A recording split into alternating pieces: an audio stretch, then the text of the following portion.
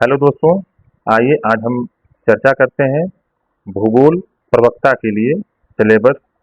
आइए देखते हैं सिलेबस में क्या क्या मुझे पढ़ना है। तो जो पहली किताब है या पहला जो सिलेबस आपका दिया हुआ है, भूगोल की परिभाषा एवं विषय क्षेत्र के बारे में बताया है।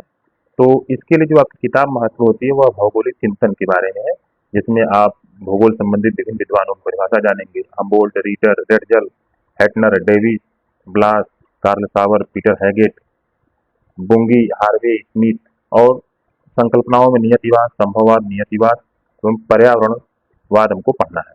तो ये मुझे भौगोलिक चिंतन से मिल जाएगी और इसके लिए सबसे जो बेस्ट किताब आपका है वो माजिद हुसैन का है। नेक्स्ट किताब की चर्चा हम करेंगे भौतिक भूगोल, जो कि सबसे बेस्ट किताब मानी जाती है रविंद्र सिंह की। तो देखिए भौतिक भूगोल यदि हम लेते हैं तो इसमें मुझे मेरा जो है भौतिक भूगोल, वायुमंडल संरचना, जलमंडल, जैवमंडल, यह तीनों जो है आपके सिलेबस में दिया हुआ है एक ही किताब से कवर हो जाएगा। यानी भौतिक भूगोल से लेकर आप जैव मंडल तक या जैव भूगोल तक संबंधित जो आपको किताब पढ़नी है उसका नाम है भौतिक भूगोल का स्वरूप। रविंद्र सिंह की आती है, आप उसे लेकर पढ़िए अच्छे से, बहुत अच्छी किताब है।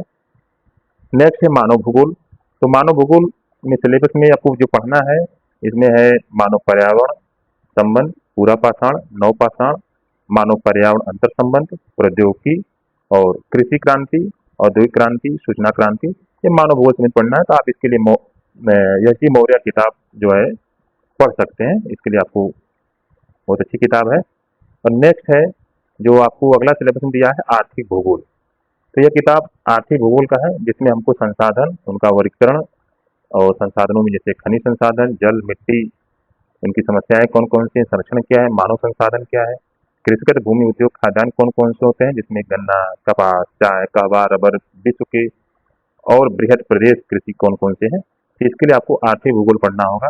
और आर्थिक भूगोल की जो सबसे सबसे अच्छी किताब मानी जाती है वह है काशीनाथ सिंह और जगदीश सिंह किताबें सबसे अच्छी मानी जाती है, तो आप उसे लेकर पढ़ सकते हैं। नेक्स्ट हम चर्चा करते हैं प्रादेशिक भूगोल की, जो कि महत्वपूर्ण किताब है और यहाँ से जो है प्रश्न बनते हैं। प्रादेशिक भूगोल आप जो है ले सकते हैं तिक्खा, शेखो एवं बाली का, जिसमें आपको आंग्ल अमेरिका, यूरोपीय समुदाय, रूस, चीन, जापान सब मिल जाएगा। तो आप इनका लेकर पढ़ सकते हैं। और जो नेक्स्ट किताब है, जो महत्वपूर्ण किताब है, वह है भारत का भूगोल, यानी इंडिया जाकर की, जिसमें आपको भारत का प्राकृतिक स्वरूप, उच्चावच, जल प्रवाह, जलवायु, वनस्पति, मिट्टी का अंतर्राष्ट्रीय स्वरूप, एलिनो क्या है, लानीना क्या है, सूखा क्या है, कृषि, खाद्यान्न उत्पादन, नगदी फसलें कौन कौन सी है, औद्योगिक नीति क्या है, आधारभूत उद्योग में लोहा इस्पात, ऊर्जा उत्पादन, सीमेंट, एल्युमिनियम का उत्पादन, वितरण, प्रतिरूप उत्पादन, प्रवृत्ति, अवस्थापना एवं विकास, ये सब जो आपको पढ़ना होगा ये भारत के भूगोल में आपको मिल जाएगा। और भारत के भूगोल के लिए जो अच्छी किताबें मानी जाती है और जो एथेंटिक किताब है, तो आप इसमें जो है ले सकते हैं। सबसे जो महत्वपूर्ण किताब है R C Tiwari, R C Tiwari sir का ले सकते हैं, या तो आप माजिद हुसैन किताब ले सकते हैं। इन किताबों को पढ़कर हम जो है बड़े आराम से अपने सिलेबस कवर कर सकते हैं। लेकिन दोस्तों पीजीटी का एग्जाम अब नज़दीक आ चुका है, क्योंकि यह विज्ञापन वर्ष 2022 का है।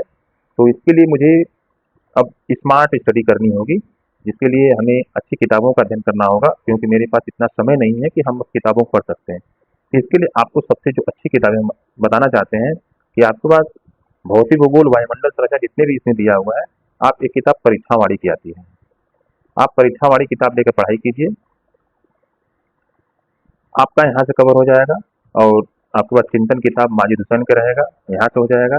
और आर्थिकी आपका विश्व के भूगोल से ही कवर हो जाएगा।